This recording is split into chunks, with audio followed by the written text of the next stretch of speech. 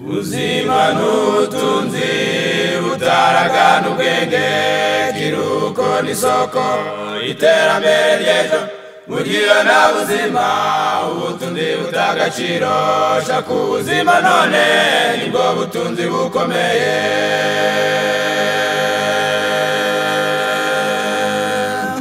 Muntu ufite ubuzima bwiza agira umumaro muri byinshi, yari mwisi barishima kubwigezageza ku bandi, n'Imana ubwayo iranezerwa kuko ufite icyo umaze ku isi, nibwiguha inshingano nziza zikomeye z'iby'umwuka.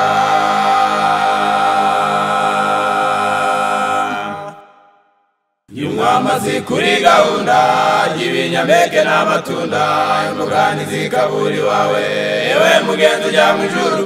Nakura inyama n'urusenda, isukari, icyayi, ikawa n'umusururu, indita kuza umugisha nk'uko byagenze kwa Esawu. Reka twongere tubasuhuze kandi tubahe ikaze muri uyu mwanya mwiza, aho tugiye kurebera hamwe ijambo ry'Imana, ariko tuvuga ku ngingo y'imirire. Birumvikana ko ari cya kiganiro cyacu kigarutse cy'ibyo kurya bikiza. Rero twagarutse tugira ngo twongere tuganire uko dushobora gukoresha ibyo kurya iwacu bikaba bishobora kugirira imibiri yacu akamaro, bikadukiza indwara ndetse bikadutera gukomera. Uyu munsi rero turaganira akamaro k'inyubakamubiri, abarundi bita ngo ni indemamubiri. Nibyo turi bwige mu ndimi z'amahanga ni proteine. Inyubakamubiri niyo uyu munsi turi buganireho. Ngewe tugiye kubana, nitwa Mboneza Thomas. Reka dusenge hanyuma dusesengure iyi ngingo. Urakoze nyaguhora ku ngoma, tugutamba igitambo cy'ishimwe mu masaha nk'aya, kuko wabanye natwe, waraturinze, waturemeye ibikwiriye byose bishobora gutunga imibiri yacu. Uhabwe icyubahiro. Duhe kumva amategeko n'amabwiriza yawe agenga imibiri yacu, agenga impagarike, ndetse n'amategeko wandikishije atugenga, kugira ngo nituba beza tukagira imico ikwiriye abana bawe, tukagira ubuzima bwiza duhimbaza urukundo rwawe. Bene data bari hirya no hino badukurikiye, tubashyize mu biganza byawe, kugira ngo usange imitima yacu, twese uduhe kumva no kumvira, kandi uduhe umwete wo kubishyira mu bikorwa bizaduha ubuzima bwiza, mu izina rya Yesu, amen. Twongeye rero kubaha ikaze muri uyu mwanya aho tugiye kwiga akamaro k'inyubakamubiri. Iyo dusomye neza mu byanditswe byera, dusanga Imana yaratanze amategeko, itanga amabwiriza agenga imibereho y'umuntu, ndetse bikazamuha imibereho myiza. Iyo dusomye neza mu gitabo cyo Guteka kwa kabiri, ni igice cyaho cya 4 umurongo wa 5 ndetse n'uwa 6, haranditse ngo dore mbigishije amategeko n'amateka uko Uwiteka Imana yanjye yantegetse, kugira ngo abari ko mugenzereza mu gihugu mujyanwemo no guhindura. Nuko mujye muyitondera, muyumvire, kuko ari ku bwenge bwanyu n'ubuhanga bwanyu mu maso y'amahanga azumva ayo mategeko yose, akavuga ati ni ukuri iri shyanga rikomeye, ni ubwoko bw'ubwenge n'ubuhanga. Abantu b'Imana nibaramuka bize neza, barangiza bagakurikirana amabwiriza Imana yaduhaye, dore ko Imana niyo yaturemye, nk'uko iyo tugiye kugura ibikoresho ku isoko bitandukanye, ujya usanga uwagikoze yarashyizemo agapapuro kagaragaza amabwiriza y'uko kigomba gukoreshwa.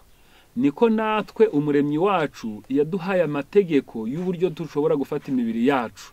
Niyo mpamvu ngo bazayumvira, ngo abandi bazabatangarira, ngo bavuge ngo ni ukuri iri ni ishyanga ry'ubwenge n'ubuhanga. Niyo mpamvu muri iki kiganiro cyacu kitubwira ibyo kurya bikiza, turi buze kwibanda ku nyubakamubiri, ariko tubanje gusobanukirwa neza ko guteka atari ikintu abantu bagomba gufata nk'akantu koroheje, nk'akantu k'akaregeya mu bumenyi, ku buryo abantu benshi bakunda kujya mu mashuri atandukanye bakiga imyuga itandukanye kuko bazi ko izabagirira umumaro, ariko ugasanga ingingo ijyaniranye no guteka neza batajya bayitaho. Mu gitabo cyitwa inama ku mirire n'ibyo kurya, ni icyigisho cyaho cya 14 mu ngingo ya 393 haranditse ngo abantu bamwe bahamagarirwa gukora inshingano zifatwa nk'izicishije bugufi nk'umurimo wo guteka, nyamara ubuhanga bwo guteka si ikintu gisuzuguritse.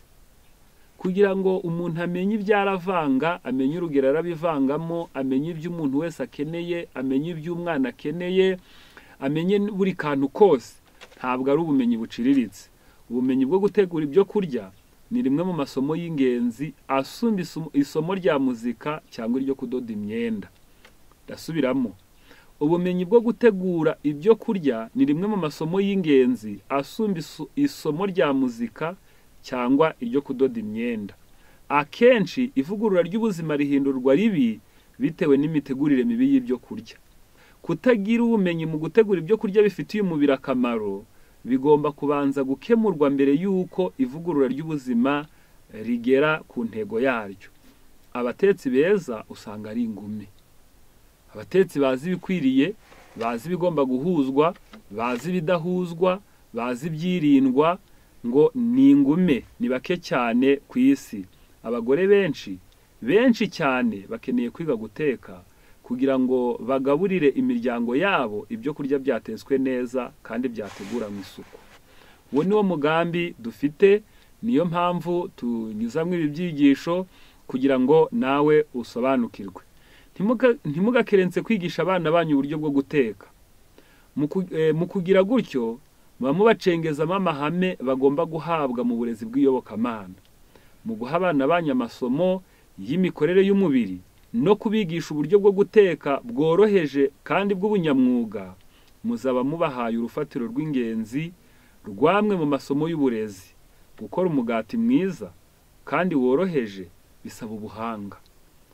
Ntabwo ari ikintu cyo gupfa kwirukira gusa, ahubwo tugomba kwiga guteka neza kugeza igihe tubibashije, kugeza igihe umuntu wese utetse amenya ngo ndatetse ngaburiye uru rugingo nuru byose birariye. Niyo mpamvu muri iki gitabo mfite cyitwa Inama ku babyeyi, abarezi n'abanyeshuri, ku ipaje kuri izi zo hepfo ni paje 251, naho izi zo ku ruhande ni 313, haranditse ngo ubuhanga mu byo guteka si ikintu kigomba gukerenswa. Ubuhanga mu byo guteka si ikintu kigomba gukerenswa. Ubumenyi ngiro bwo gutegura ibyo kurya ni umwe mu myuga y'ingenzi kurusha iyindi. Ukwiriye guhabwa agaciro gakomeye cyane mu yindi myuga, kuko ufite isano ikomeye n'ubuzima bwacu. Imbaraga z'umubiri n'iz'ubwenge zikomoka hanini mu byo kurya turya. Bityo umuntu uteka ibyo kurya agomba guhabwa agaciro n'umwanya ukomeye. Abasore n'inkumi bagomba kwigishwa uburyo bwo guteka budahenze. Abakobwa n'abagore by'umwihariko bagomba kumenya guteka. Ni uwuhe mugabane w'uburezi bw'umwana w'umukobwa waruta uyu nguyu? Nubwo wamutoza, nubwo wamujyana mu mashuri akomeye, ariko ngo nk'umwana w'umukobwa nta burezi wabona bwaruta kumwigisha guteka. Imibereho yaba afite iyo ari yo yose, yaba ari umukire, yaba ari umukene, agomba kwiga uyu mwuga. Imibereho yaba afite iyo ari yo yose, agomba kwigishwa gushyira mu bikorwa ubumenyi. Ni ishami ry'uburezi rifite imbaraga zigaragara ku buzima n'umunezero. Kumenya guteka umugati mwiza ni iyobokamana rishyizwe mu bikorwa. Kumenya kotsa umugati mwiza utaremereye, utagoye, ngo ni iyobokamana riba rishyizwe mu bikorwa. Rero bantu b'Imana, uyu munsi twagennye yuko tureba akamaro k'inyubakamubiri nk'uko twabibigishije ubushize. Twabigishije ko iyo umuntu agiye guteka neza agomba kwita ku bintu 6, akareba ko abashinzwe babibonye buri munsi. Agomba kureba ko babonye inyubakamubiri, akareba yuko babonye ibiryoherera, akamenya yuko babonye ibinyamavuta, akamenya ko babonye amavitamine, akamenya ko babonye imyunyungugu, kandi akamenya yuko uwo munsi babonye amazi ahagije. Uyu munsi rero turavuga kuri icyo cyambere cy'inyubakamubiri. Tuzagenda dusobanura ibindi uko umunsi ugenda uha undi kugeza igihe byose tuzabisobanukirwa. Inyubakamubiri ifite imimaro igera kuri 14 ifitiye umubiri wacu. Icya mbere niyo miganda yo kubaka no gusana ingirangingo n'imihore. Inyubakamubiri irubaka igasana ingingo n'imihore, icyo ni kimwe. Icya kabiri niyo irema ingingo, ituremera uruhu iyo rwashaje, rusaza buri minsi 21. Ituremera umusatsi iyo washaje, ubona kukura bakogosha hakaza undi, ni iyo nyubakamubiri nigendiremo uwo musatsi n'ubundi bwoya buba ku mubiri. Niyo ikiza ibisebe, iyo wakomeretse iraza igisebe ikagikiza hagahinduka inkovu. Uku ni ukurema ingingo. Niyo irema uturandaryi two mu gifu no mu mara. Utwoya tuba mu gifu ntago dupfuka ngo dushire, mu mara habamo utuntu tusa naho tugiye dushingamo ku buryo ibyo kurya bigenda bizenguruka binyuramo. Ubwo nizi proteine inyubakamubiri cyangwa se indemamubiri nizo zibirema. Niyo irema insorontuku. Iyi nyubakamubiri niyo ituremera insorontuku. Umuntu agira insorontuku zigera kuri 5 miliyoni mu maraso ye. Iyo adasinziriye umunsi umwe, mu ijoro rimwe atakaza 800,000. Iyo ari gukora imirimo agenda atakaza n'izindi zitandukanye. Niyo mpamvu iyi nyubakamubiri ikenewe kugira ngo yongere kurema izindi buri munsi. Iyi nyubakamubiri niyo ijya ituremera amagufwa, umuntu agahagarara neza akumva nta kibazo, agakomera hagati y'igufa n'irindi ntibikoraneho. Niyo igenda ibidukorera, irema imihore, ingirangingo n'amagufa atandukanye. Icyo ni icya kabiri, nuko mu kintu inyubakamubiri tumaniye ari ukuturemera ingingo zigenda zisimbura izashaje, zigenda zisimbura izapfuye, ndetse n'izigenda zisimbura izangiritse. Icya gatatu ni ugukora imisemburo mvuzo ituma ibyo kurya bikora neza no kugera aho bishinzwe. Ibyo turi kuvuga biri mu gitabo cyitwa Iby'ingenzi mu ibwirizabutumwa ry'ubuvuzi. Mu Cyongereza ni page 137, ni chapter 5, ni chapitre ya 5 yitwa proteine. Abyo niho muzabikura, ndetse n'abafite igitabo cyitwa Croquer la vie bashobora kureba iki ingingo ivuga proteine. Ndakeka harari ikigisho cya 10 muri icyo gitabo, naho bashobora gukuramo byinshi. Rero iyi nyubakamubiri ituremera imisemburo mvuzo. Uyibona kunywa amata yaba akigera mu nda, yagaruka kaza amaze kuvura uwo mwanya. Nuko hari imisemburo mvuzo ihita yavuza kugira ngo umubiri ubashe gutandukanya amavuta n'amazi ndetse n'ibindi bigize bya byo kurya wariye.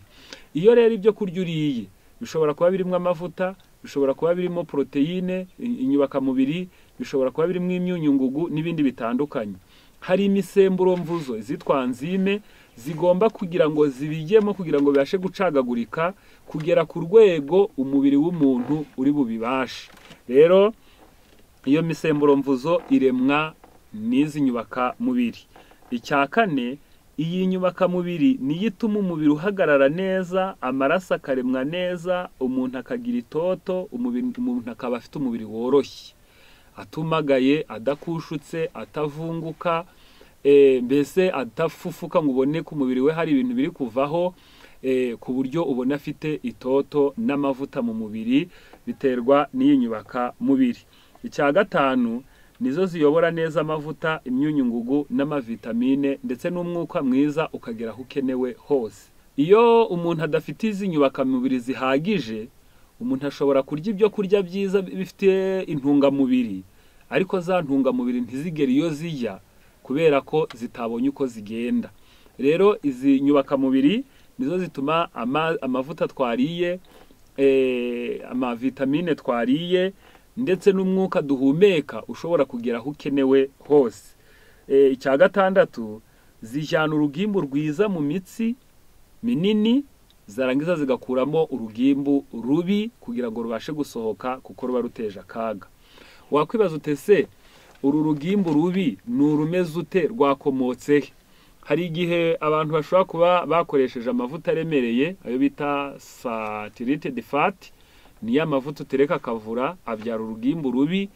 Hari igihe abantu bashobora kuba bari ibyo kurya birimo amavuta bishyuhije, ibyo bibyara urugimbu rubi. Hari igihe abantu bashobora kuba batetse amavuta ariko yigeze kongera gutekwa, aho ibyo bibyara urugimbu rubi. Hari n'igihe n'ibisazirwa biri mu mubiri, amavuta yasaziye mu mubiri ajya abyara urundi rugimbu rubi.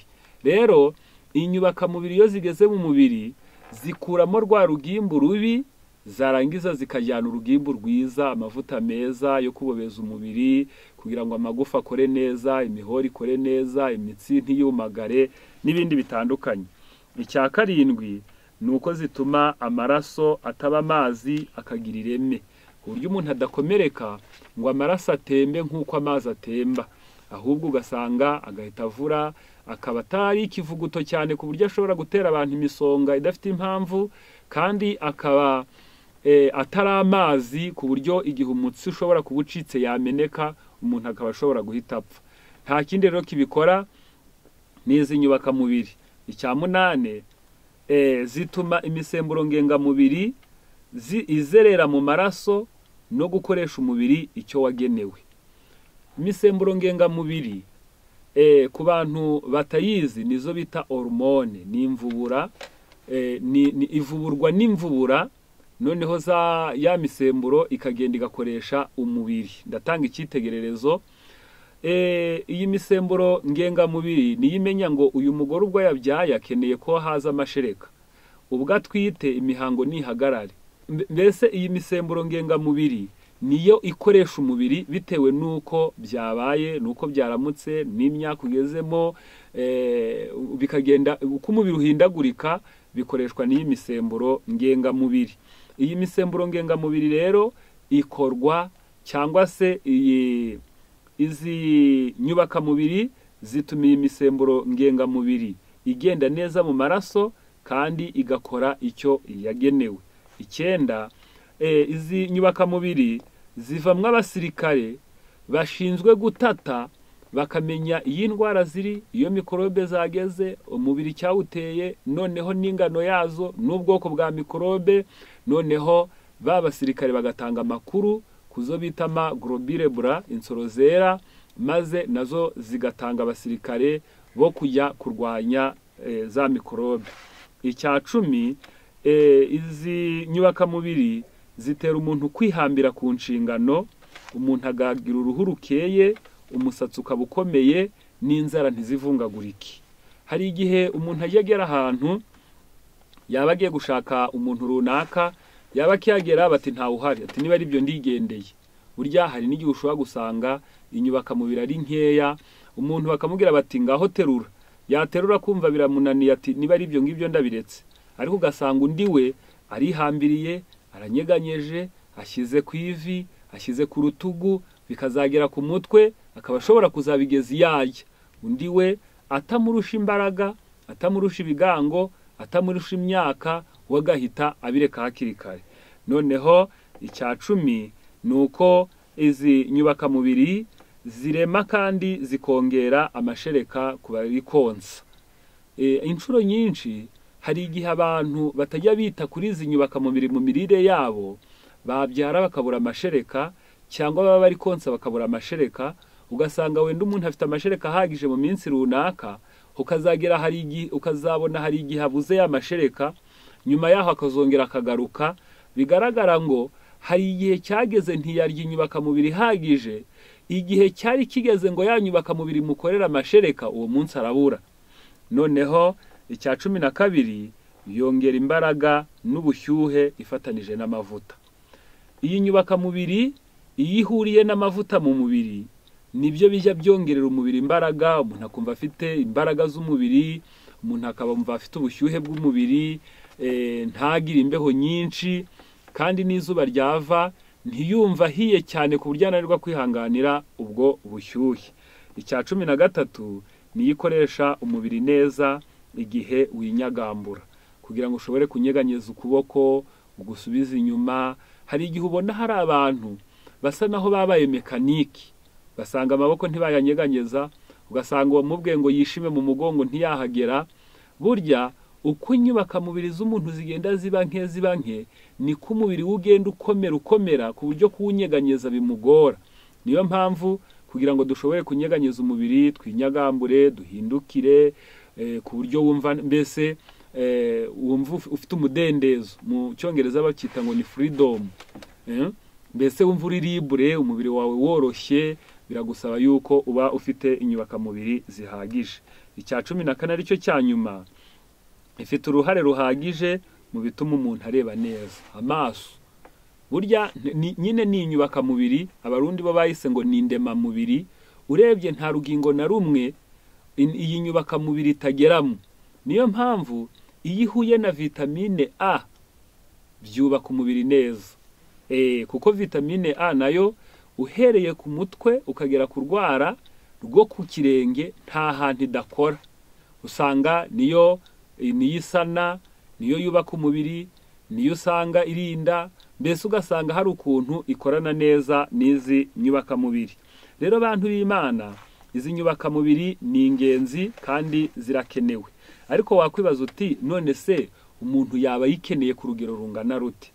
Inyubakamubiri dukeneye nuko tuyikeneye ku rugero rwiza rukwiriye, kandi buri wese akaba agomba kubimenya kugira ngo itaba nke cyangwa se ikabishobora kuba nyinshi, kuko byose bishobora kugira ingaruka. Ariko ingaruka zikunda kugera ku bantu bakoresheje inyubakamubiri zikomoka ku matungo cyangwa se ku nyamaswa.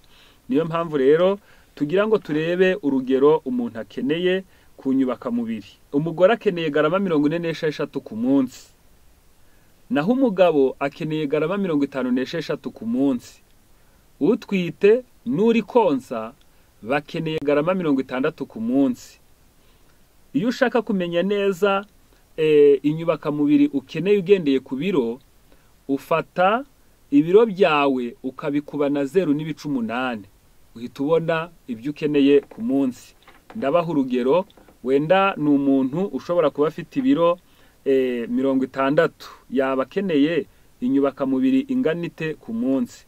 Arafata bya biro bye 60 narangiza kube na 0.8, arabona ko akeneye garama 48 ku munsi. Urwo ni rwo rugero fatizo rwiza, kugira ngo ufite ibiro byinshi akoreshe nyinshi, n'ufite ibiro bike yakoreshe nke. Ibyo byafasha. Ariko twongere twubabwire ngo by'umwihariko abatwite, abagore bonsa bakeneye nyinshi kuruta abandi. Niyo mpamvu bo bagera kuri 60, garama 60 ku munsi umwe ikenerwa buri munsi. Niyo mpamvu mu bantu bamwe mu bahanga bavuze ngo niyo bita RDA bivuze iki? Ni recommended daily allowance. Recommended daily allowance bivuga ngo buri munsi irategetswe kandi irakenewe buri munsi. Noneho abo ni mu bahanga bagerageje kubivuga, muzabisoma nko mu gitabo cyitwa iby'ingenzi mu ibwiriza butumwa ry'ubuvuzi, ni ku ipaje 137 mu cy'icyongereza.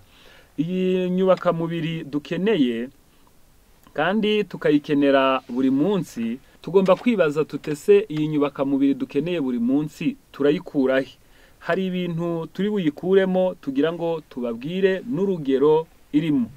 Uramutse ufashe garama 100, waba ufitemo inyubakamubiri ya 28. Garama 100 z'ibishyimbo ziba zirimo garama 28 z'iyi nyubakamubiri. Ubwo ibishyimbo na rantiye byose biba bifite urugero rumwe. Garama 100 za soya ziba zirimo garama 37 z'inyubakamubiri. Naho ubunyobwa muri garama 100 haba harimo 26. Ibihwagari haba harimo 26. Amashaza haba harimo 19. Iyo bita avoine ni ibinyampeke bikunda kuza bimeze nk'ibiheri, haba harimo 17. Umugati wuzuye ni wa wundi wafashe ifarini n'ifu y'ingano n'ifu ya soya ukabihuza, ugashyiramo pakimaya nkeya, ugashyiramo akunyu gake, uwo mukati wuzuye uba ufite 14. Naho amakaroni agira 13. Ingano zigira 10 n'ibice 4.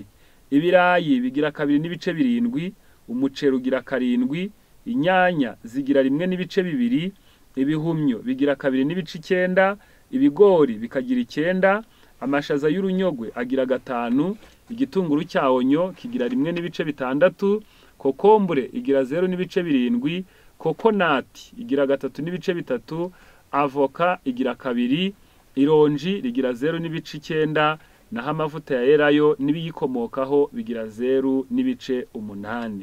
ubwo ni uburyo ushobora kubona ibyo wenda ushobora kureba wowe ibiri hafi yawe, cyangwa se ukaba ushobora no kureba mu bindi bitabo, ukaba ushobora kubona byinshi bishobora kuba nawe byagufasha kugira ngo ubone ibi bintu by'ingenzi kandi bikenewe. Turaza kwibaza ikibazo gikomeye, twibazo tutese hari umuntu aramutse akoresheje iyi nyubakamubiri ku rugero rwo hejuru, cyane cyane nk'ikomoka ku nyamaswa, kuko nk'iyo usomye neza bakubwira ko nk'iyo ukoresheje amata y'inka, icyo gihe mu zitwa karori, imbaraga umuntu akeneye, igihe akeneye 5% zihita ziba 15, ariko igihe umuntu nk'umwana aramutse yonsa amashereka ya nyina, ashobora gukuramo inyubakamubiri nziza ku buryo imbaraga ziva muri izo nyubakamubiri ashobora kuba afite 5%, ariko akazimarana iminsi 180. naho unyweye amata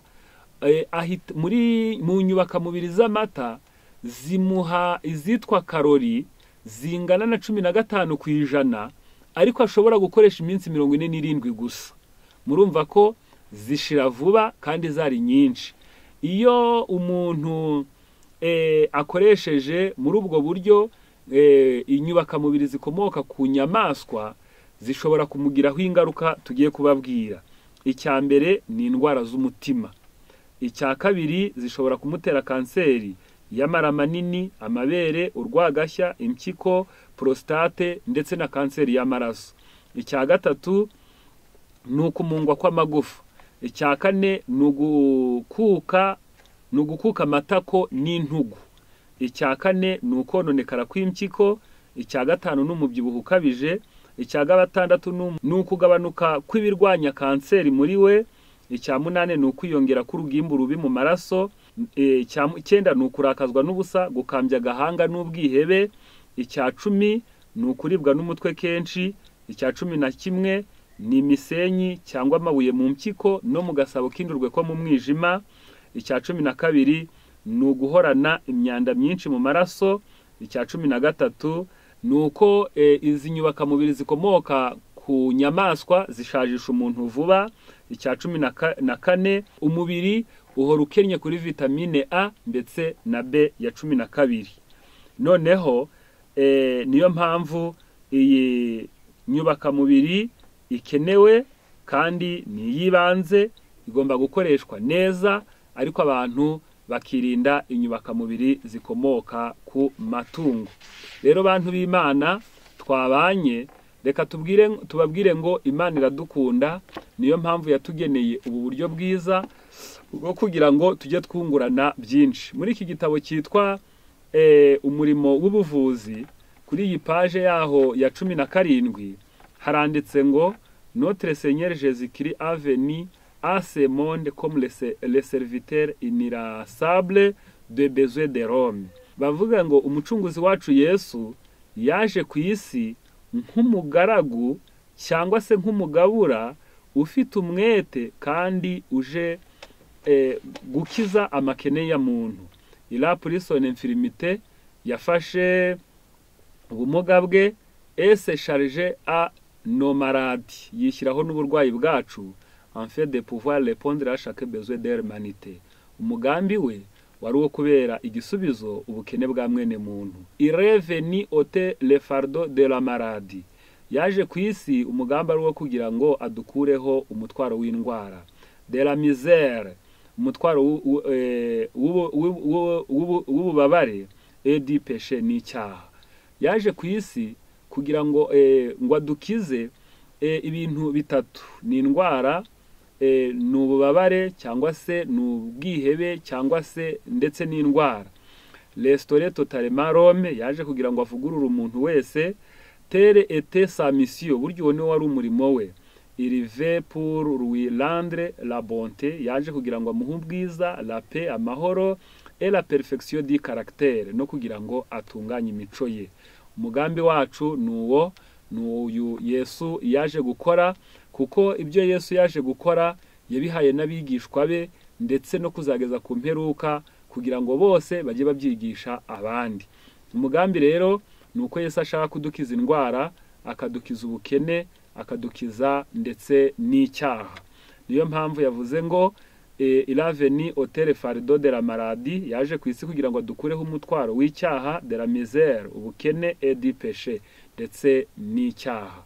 Yaje kudukiza indwara, ubukene n'icyaha. Imana ibafashe, izaduhe imyumvire myiza, buri wese amenye ibikungahaye ku nyubakamubiri, abishyire mu bikorwa, bizaduha imico myiza mu izina rya Yesu. Amen. Ubuzima n'ubutunzi butaragana ubwenge, kiruko n'isoko iterambere ry'ejo. Mugiye nta buzima ubutunzi butagaciro, shaka ubuzima none nibwo butunzi bukomeye.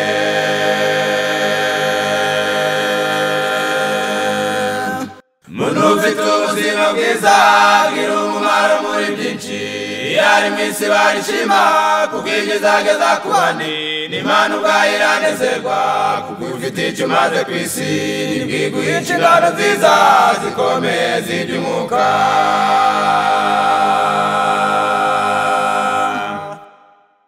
Y'umwamazi kuri gahunda y'ibinyampeke n'amatunda, imboga zikabura iwawe, yewe mugenzi ujya mu ijuru, nakura inyama n'urusenda, isukari, icyayi, ikawa n'umusururu, indita kuza umugisha nk'uko byagenze kwa Esawu.